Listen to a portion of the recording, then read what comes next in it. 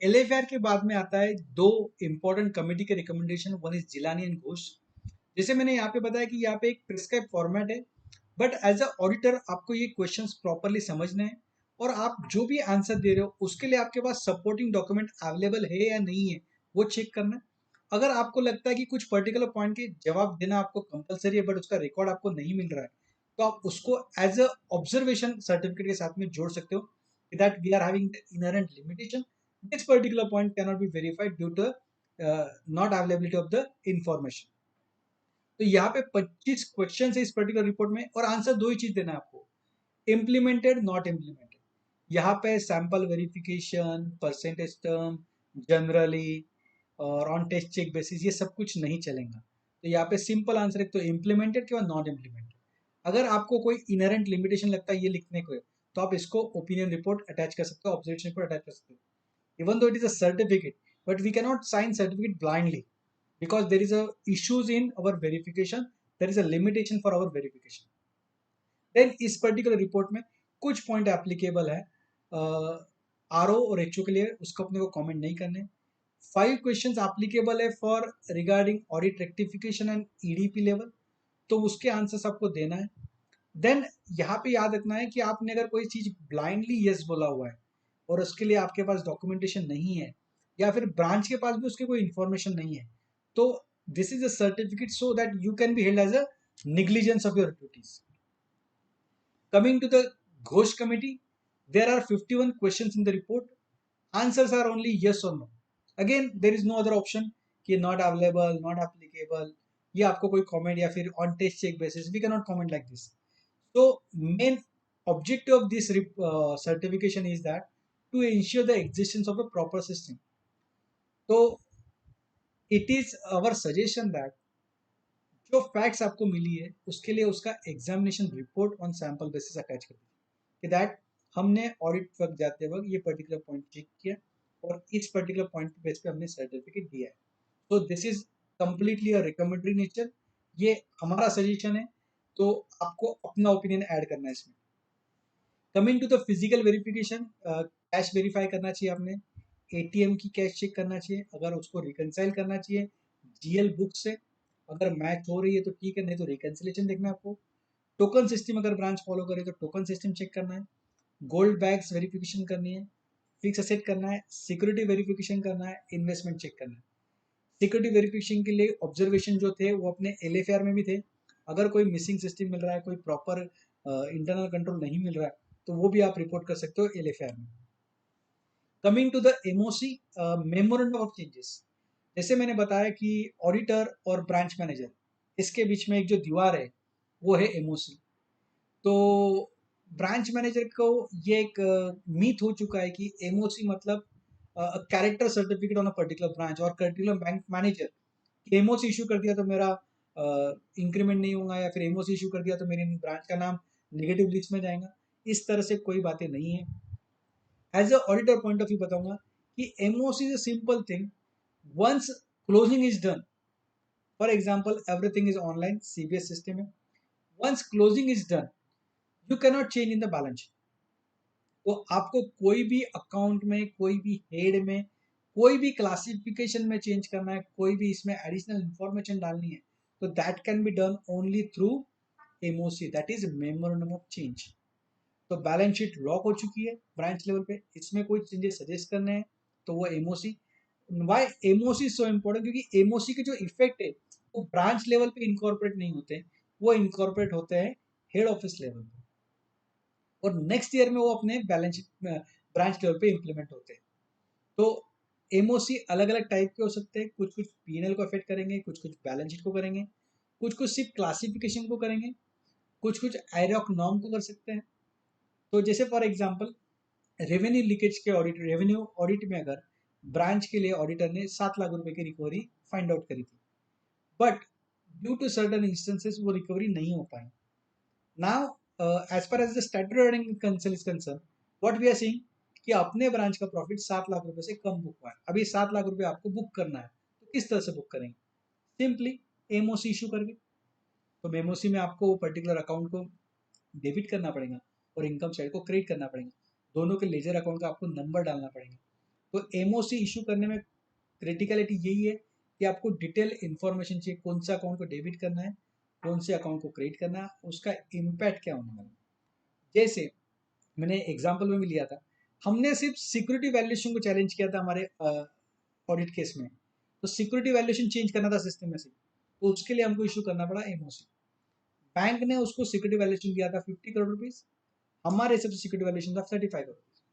अभी इसमें ब्रांच पे कोई चेंज नहीं हुआ, अकाउंट एनपीए ही था, बट इस सिक्योरिटी वैल्यूएशन का हमको एमओसी इशू करना पड़ा, जस्ट कोड नंबर डाल के कि ये पर्टिकुलर अकाउंट में ये पर्टिकुलर सिक्योरिटी वैल्यूएशन का ये कोड है, उसमें इतना सिक्योरिटी फीड कर रहा था, इतना होना चाहिए। तो एमओसी आपको बैलेंस शीट में कोई भी करना है तो इसमें आएगा। कोई भी एंट्री गलत पास हुई है, कोई भी एंट्री में अगर आपको रिवर्सल करना है मैन्युअली, तो आपको एमओसी इशू करना है। देन स्टैट्यूटरी ऑडिट रिपोर्ट में एमओसी का फॉर्मेट फिक्स है, किस तरह से एमओसी सकते हैं। दिस फॉर्मेट कोई अगर आप इनकम साइड में दे रहे हो तो इनकम ऐड कर रहे हो, डिक्रीज कर रहे हो, हमेशा याद रखना ये कॉन्ट्रा एंट्री सिस्टम होता है, तो दो इफेक्ट आने वाले एक्सेप्ट सर्टन केसेस। तो जैसे अगर आपकी कोई इनकम बढ़ रही है, जैसे मैंने रेवेन्यू लीकेज का एग्जांपल लिया था, इनकम बढ़ रही है, तो एट द सेम टाइम अगर लोन की चार्जेस होंगे वो तो लोन भी बढ़ने वाला है। तो इनकम बढ़ रही है, कौन सा आइटम इंक्रीज हो रहा है, कौन सा आइटम डिक्रीज हो रहा है, वो मेंशन करना है आपको। इनकम साइड में है क्या, एक्सपेंडिचर साइड में है क्या, असेट साइड में है क्या, लायबिलिटी में है क्या, ग्रॉस एनपीए में कितना एडिशन हो रहा है, प्रोविजन ऑन एनपीए में कितना हो रहा है, क्लासिफिकेशन ऑफ एडवांसेस में हो रहा है क्या, रिस्क वेटेड एवरेज में हो रहा है क्या। और यहाँ पे दो चीजें इंपॉर्टेंट है, एक नंबर भी देना है, मतलब कितने आइटम्स आप चेंज कर रहे हो।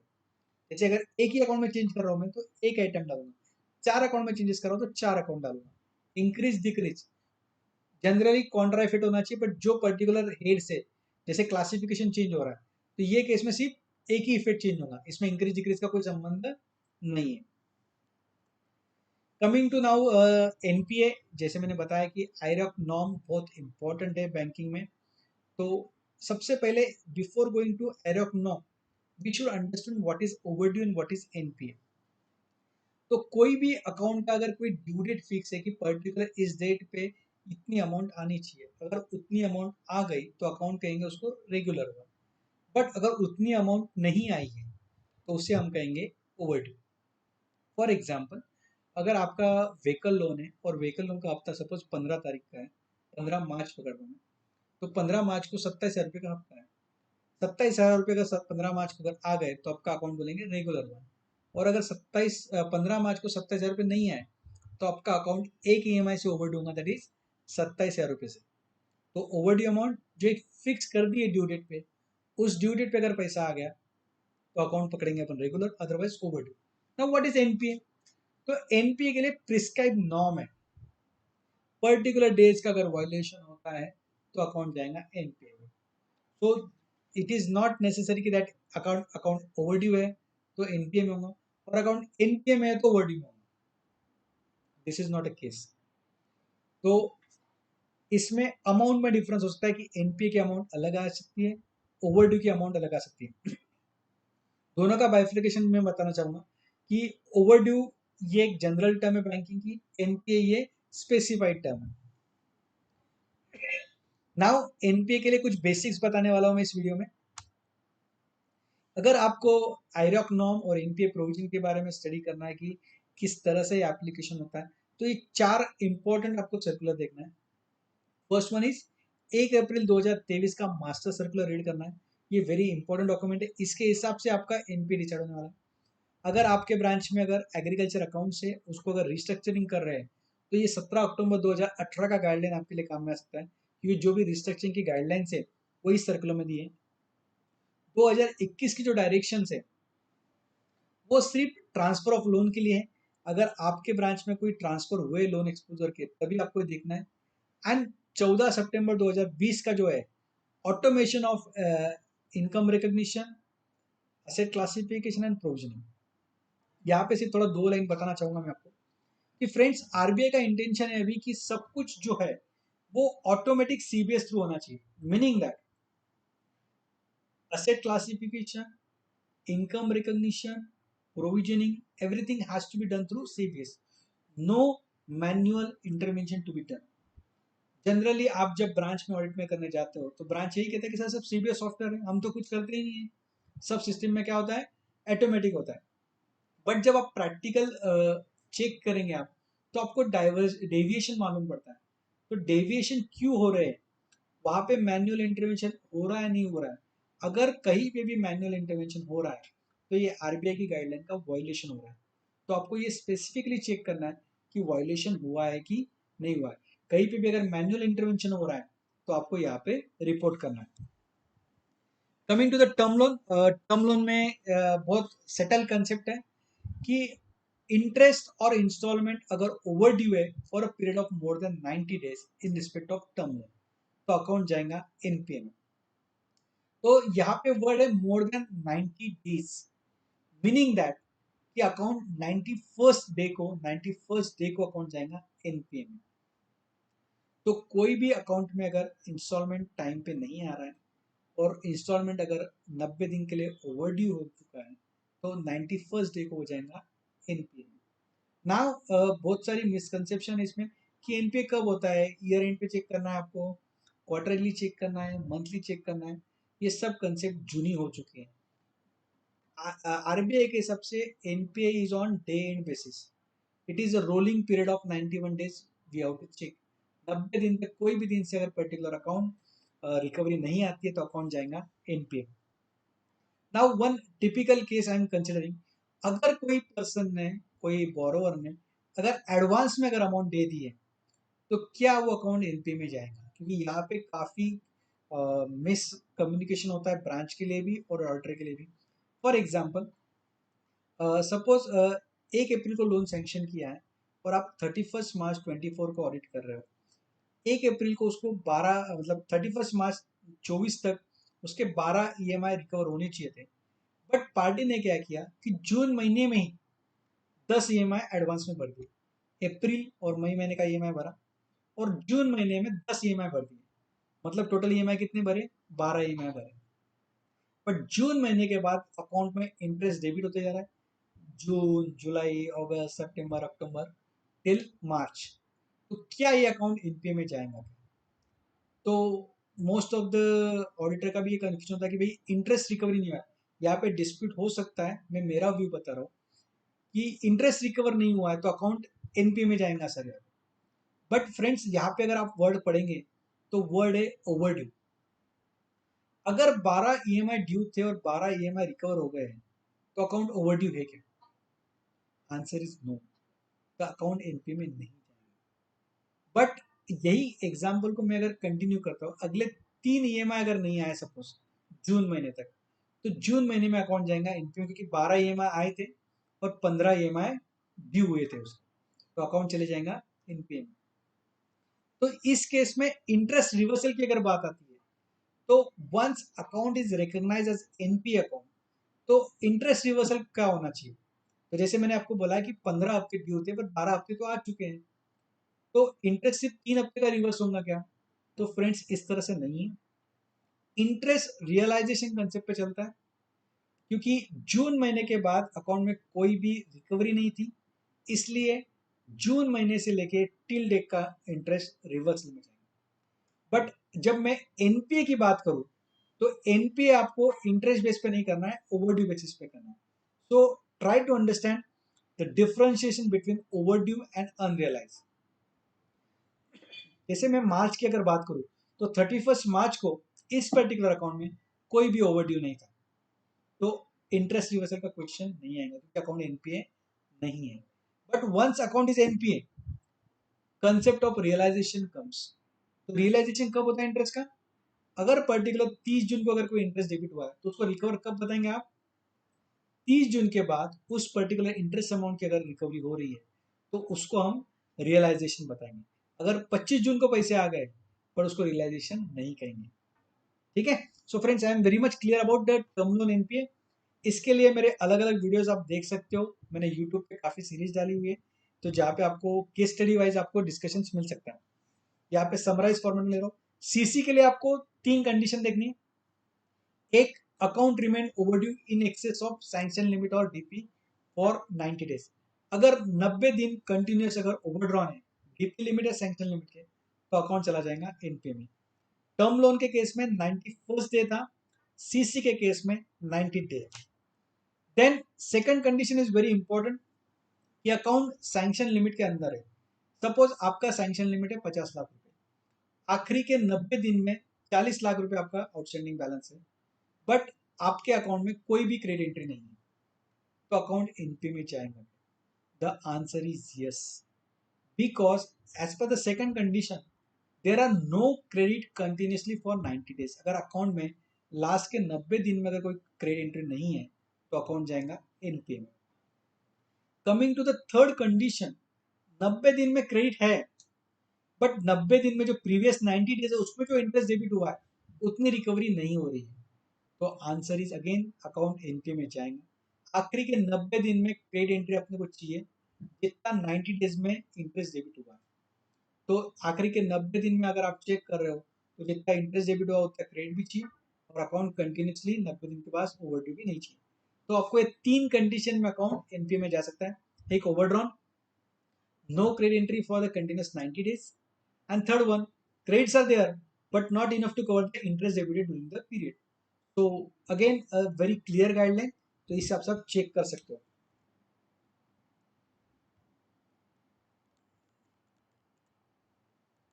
Coming to the temporary deficiencies, तो टेम्पररी डेफिशिएंसी में आप अकाउंट एनपीए में डाल सकते हो क्या?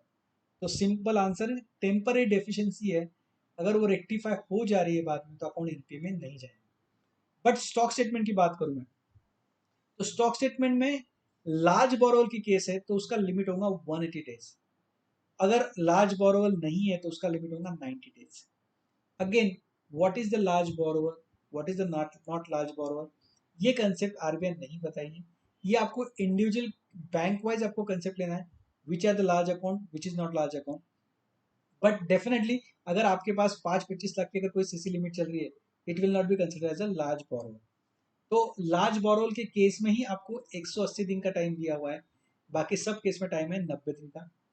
देन अगर बैलेंस कुछ दिनों के लिए लिमिट के ऊपर चल रहा है और बाद में अकाउंट लिमिट के अंदर आ रहा है तो वो अकाउंट एनपीए में नहीं जाएगा। अगर 90 दिन तक कंटिन्यूस ओवरड्रॉन है तभी अकाउंट एनपीए में जाएगा।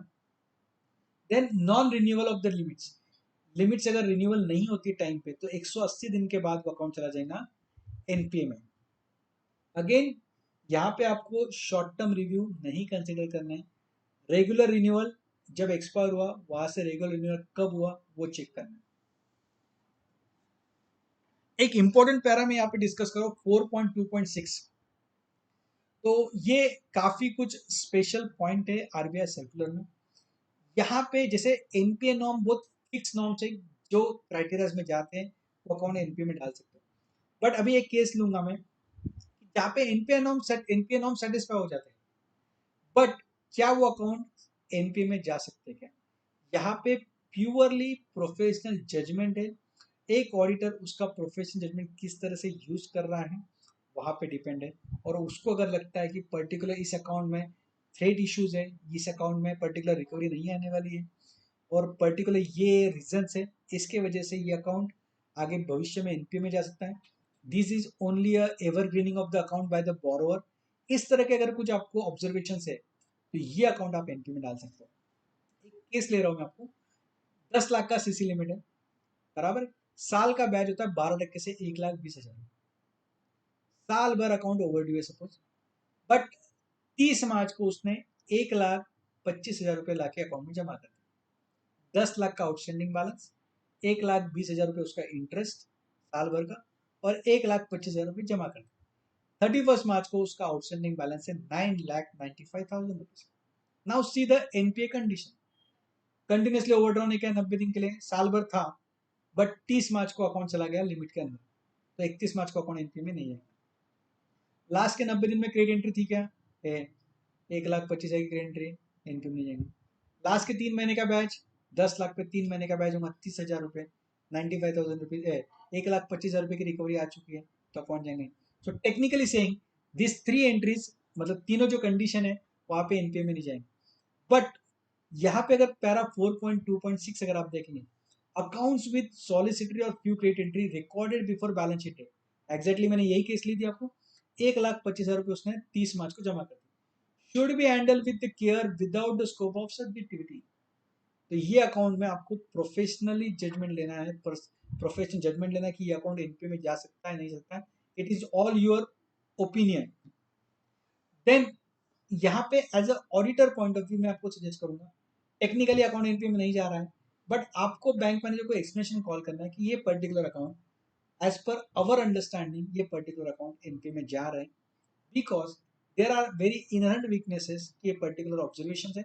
Again, this particular transaction has to be seen with the other factors also. For example, stock shipment time पे आ रहे नहीं आ रहे, प्रॉपर्टी है नहीं, सिक्योरिटी वैल्यूएशन, बिजनेस है नहीं है, सेल्स है नहीं है, देन दूसरे कोई बैंक अकाउंट है क्या उसके, ये अलग अलग फैक्टर आपको कंसिडर करके आपको आपका ओपिनियन बनाना पड़ेगा कि अकाउंट में इनहेरेंट वीकनेसेस है या नहीं है।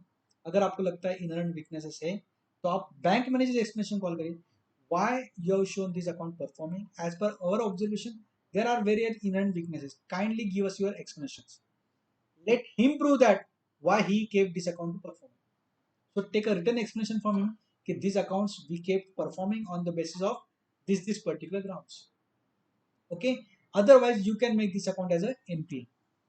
Coming to the NPA security values, ये मैंने आपको बताया कि अगर 50% से अगर नीचे वैल्यूएशन जाता है लास्ट असेसमेंट से तो अकाउंट चला जाएगा डाउटफुल में, इवन द अकाउंट में रिकवरी है तो। अगर आउटस्टैंडिंग बैलेंस के 10% के नीचे सिक्योरिटी वैल्यूएशन आता है the account will be classified as a loss account. ये दो केस में आपको रिकॉर्ड ऑफ रिकवरी नहीं चेक करना। देन एग्जम्पशंस, अगर आपके पास NSC, IBP, KP, KYP, Kisan Vikas पत्र, एलआईसी अगर इसके लोन है तो उसको एनपीए करने की जरूरत नहीं है। Underline the word till security cover is sufficient to cover outstanding balance. उसका सिक्योरिटी बैलेंस और आउटस्टैंडिंग बैलेंस जब तक है, security value is more than outstanding balance, तब तक एनपीए करने की जरूरत नहीं है। बट वंस इस एक्सीड मतलब आउटस्टैंडिंग बैलेंस सिक्योरिटी वैल्यू के ऊपर चला गया तो अकाउंट चला जाएगा एनपीए में। देन सेंट्रल गवर्नमेंट ने अगर कोई गारंटी दी है तो वो एनपीए नहीं होगा जब तक सेंट्रल गवर्नमेंट गारंटी वापस नहीं ले लेती। नाउ कुछ समराइज फॉर्मेट में मैंने की इश्यूज लिए हैं, इसके लिए या पर्टिकुलर इशू के लिए आप मेरे एनपीए के वीडियोस रेफर कर सकते हो जहाँ पे इसमें काफ़ी डिटेलिंग मैंने केस स्टडीज दी हुई है। फर्स्ट वन यहाँ पे समराइज पॉइंट में फास्ट पॉइंट ले रहा हूँ मैं आपको। First one, upgradation of NPA account. Friends, once account is classified as NPA, upgrade तब तक नहीं होगा जब तक सब अकाउंट में स्टेटस रेगुलराइज नहीं होगा। Meaning that once account is classified as NPA, जैसे मैं एग्जांपल लेने की कोशिश करूं, सपोज अक्टूबर में उसके 5 हफ्ते जो थे ड्यू थे, आपने अकाउंट को एनपीए कर दिया, बट मार्च तक आते आते उसके 2 ही हफ्ते ओवर ड्यू है। अगर आप सिर्फ 31 मार्च की सिचुएशन देखेंगे तो 2 ईएमआई ओवर ड्यू है, तो अकाउंट एनपीए में जाएगा क्या? नहीं। बट रिवर्स वर्किंग से मैंने कैलकुलेट किया तो अक्टूबर में अकाउंट चला गया एनपीए में।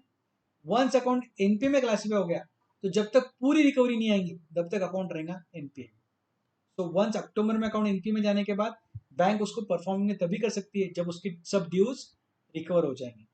अगर अक्टूबर से लेके मार्च तक अगर उसके 2 इंस्टॉलमेंट कंटिन्यूस ओवरड्रॉन थे तो अकाउंट रहेगा एनपीए। रिव्यू रिन्यूअल मैंने बताया आपको कि रेगुलर रिन्यूअल आपको देखना है, शॉर्ट टर्म रिव्यू आपको नहीं देखना है। फ्रॉड केसेस में 100% प्रोविजन देखना है आपको, फ्रॉड केस में 100% प्रोविजन करना है। एलसी डिवॉल्ट और बीजी इनवॉक, अगर ये केसेस आपको मिलती है तो इसको किस तरह से हैंडल करना है, इसमें आपको ये अजम्पशन करना है कि सीसी बैलेंस जो है उसी का ये पार्ट होगा। फॉर एग्जाम्पल, एलसी डिवॉल्ट अगर 20 लाख रुपए के है और आपका सीसी का बैलेंस लिमिट 100 रुपए है आउटस्टैंडिंग बैलेंस, तो आपको चेक करना है 100 + 20 120 रुपए आउटस्टैंडिंग बैलेंस रख के आपको एनपीए नॉर्म्स चेक करना है। बिल डिस्काउंटेड अंडर एलसी, अगर आपके ब्रांच में कोई बोरोवर है उसका अकाउंट एनपीए भी हो गया है बट बिल डिस्काउंटेड है, एलसी सामने वाली बैंक की है, तो वो अकाउंट एनपीए नहीं होगा। मतलब एक ही पार्टी के 2 अकाउंट है, सीसी अकाउंट एनपीए में है बट बिल डिस्काउंटेड फैसिलिटी क्या में रहेंगी, परफॉर्मिंग में रहेंगी, सब्जेक्ट टू कंडीशन एलसी सामने वाली बैंक की। एलसी अगर अपने ही बैंक की है तो अकाउंट एनपीए में काउंट होगा। Then exact date of NPA, यहाँ पे most of the times I found that ये ऑडिटर एनपीए करता है बट वो 31 मार्च एनपीए की डेट डाला जिस दिन वो चेक कर रहा है। तो फ्रेंड्स, इस तरह से नहीं करना है आपको। एनपीए नॉर्म वेरी प्रिसाइज है, तो जिस दिन अकाउंट एनपीए में होगा उस दिन का डेट डालना है आपको। शायद 2 साल के पहले का भी होगा तो 2 साल की पहले की डेट डालनी है और क्लासिफिकेशन अकॉर्डिंगली चेंज करना है। बिकॉज इस साल का क्लासिफिकेशन शायद चेंज ना हो, बट अगले साल के क्लासिफिकेशन उसके बदल सकते हैं।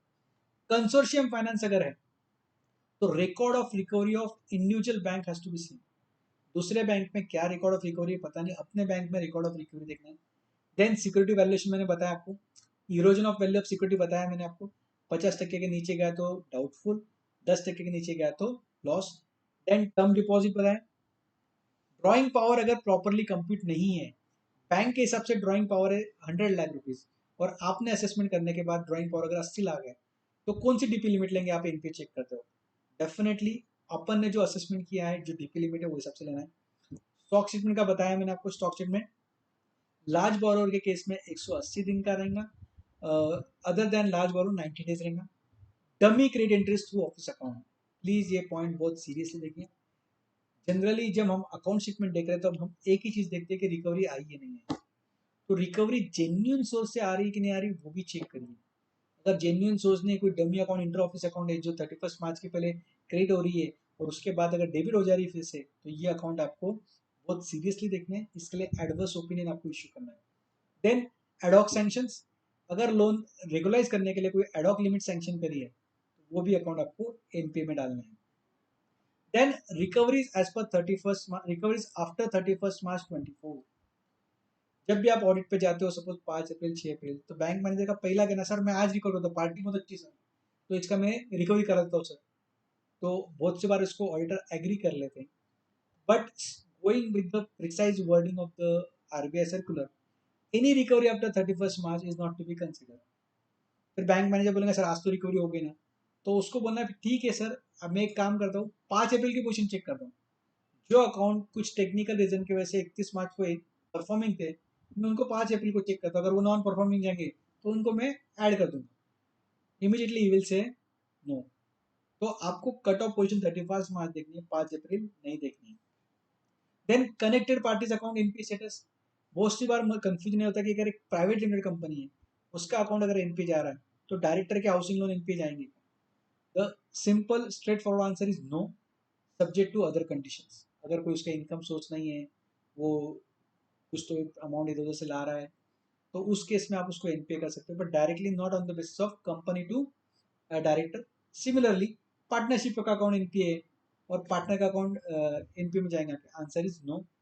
एनपीए डेट बताया मैंने, सिक्योरिटी वैल्यूएशन बताया मैंने, स्टॉक ऑडिट कंपलसरी वो बताया आपको मैंने। स्टॉक ऑडिट में अगर डीपी लिमिट कम हुई तो वो कंसिडर करना है आपको एनपीए के लिए। Then gold loan issues, bullet repayment, तो गोल्ड लोन का रिपेमेंट कहाँ से हो रहा है वो चेक करना है आपको। एवरग्रीनिंग हो रहा है क्या, मतलब एक केस बता रहा हूँ मैं कि बैंक ने क्या किया, गोल्ड बुलेट रीपेमेंट के हिसाब से लोन दिया, सपोज 2 लाख रुपए का लोन दिया और वो 1 साल के बाद बुलेट रीपेमेंट के लिए रिन्यूअल के लिए ड्यू था, उस दिन उन्होंने कैश जमा कर ली और वापस नेक्स्ट डे उसको डिसबर्समेंट दे दिया। तो as far as technical norm is concern की नेक्स्ट डे उसको डिसबर्समेंट दिया हुआ है, तो ये अकाउंट एनपी में नहीं जाएगा। बट इस केस में हमने बोला कि उसके बैग्स लाओ, तो जब हमने गोल्ड बैग चेक करी उसमें जो गोल्ड टैगिंग था वो 5 साल पुराना था, मतलब ये अकाउंट नए से फ्रेश सैंक्शन नहीं हुआ था। बैंक क्या कर रही, सिर्फ रोल ओवर कर रही, एवरग्रीनिंग कर रही। तो गोल्ड बैग जैसे अभी गोल्ड बुलेट रिपेमेंट है, एक बार लोन दिया कि वो लोन क्लोज होकर नया लोन सैंक्शन होता है, सेकंड है वो रिन्यूअल नहीं होता है। तो नया लोन सैंक्शन होता है, इसका मतलब ही क्या हो गया, वैल्यूएशन रिपोर्ट नया चाहिए, गोल्ड बैग नहीं होनी चाहिए, पूरी प्रोसीजर नए से सैंक्शन होनी चाहिए। अगर आपको दो में अगर डेविएशन मिल रहा है तो आप अकाउंट एनपीए में डाल सकते हो। फ्रेंड्स, यहाँ पे मैंने कोशिश करी है आपको कि एक बैंक ब्रांच ऑडिट में एक बेसिक से लेके एंड तक किस तरह से जा सकते हैं, जिसमें मैंने ऑडिट प्लानिंग आपको बताया, एलएफआर बताया आपको मैंने, एमओसी बताया, जिलानी घोष बताया, सर्टिफिकेट्स बताया, सर्टिफिकेट के लिए अप्रोच किस तरह से होना चाहिए, एनपीए के लिए एक बेसिक गाइडलाइन दिया है। तो फ्रेंड्स, अगर इसके अलावा भी अगर आपको कोई क्वेश्चन है तो आप मेरे को ये ईमेल आईडी पे या व्हाट्सएप नंबर पे आप भेज सकते हो। इसके अलावा फ्रेंड्स, हमने मेरा यूट्यूब चैनल है सीए परीक्षित बता दें, यहाँ पे मैंने बैंक ऑडिट सीरीज 2024 लॉन्च करी है। इसी के साथ में मेरी एलएफआर सीरीज भी आई हुई है, यहाँ पे मैंने एलएफआर के सब पॉइंट्स कवर करे हैं। बट फिर भी अगर आपको इंडिविजुअल पॉइंट में और डिटेलिंग इन्फॉर्मेशन चाहिए होगा और डिटेल गाइडेंस चाहिए होगा तो आप इंडिविजुअल एलएफआर सीरीज भी देख सकते हो। बैंक ऑडिट सीरीज में मैंने audit appointment, audit acceptance, audit engagement, MRL, audit team planning, इसके लिए अलग अलग वीडियोस डाले। इसके अलावा एनपीए के केस स्टडीज पे मेरे वीडियोस है कि एनपीए किस तरह से कर सकते हैं, एडवांसेस वेरिफिकेशन किस तरह से कर सकते हो। तो friends, thank you so much. बता दे चैरिटी फाउंडेशन की तरफ से मैं आपका बहुत धन्यवाद मानता हूँ कि आपने मेरा वीडियो देखा। ये वीडियो हम ऑनलाइन मोड पे लाए थे पहले, but due to some technical errors हमारा यूट्यूब लाइव नहीं चल पाया। तो मैं आप सबके लिए ये रिकॉर्डिंग डाल रहा हूँ कि जहाँ पे आपको बैंक ऑडिट करने के लिए काफ़ी कुछ हेल्प हो सके। इसके अलावा भी अगर आपको कोई भी अगर क्वेश्चन है तो आप मुझे व्हाट्सएप कर सकते हो या फिर ईमेल कर सकते हो। तो थैंक यू फ्रेंड्स, इस बार बैंक ऑडिट में हमको अच्छे से अप्रोच रखना है और audit checklist, audit documentation, audit sampling, इस पे मैक्सिमम फोकस करना। तो thank you so much, once again thank you.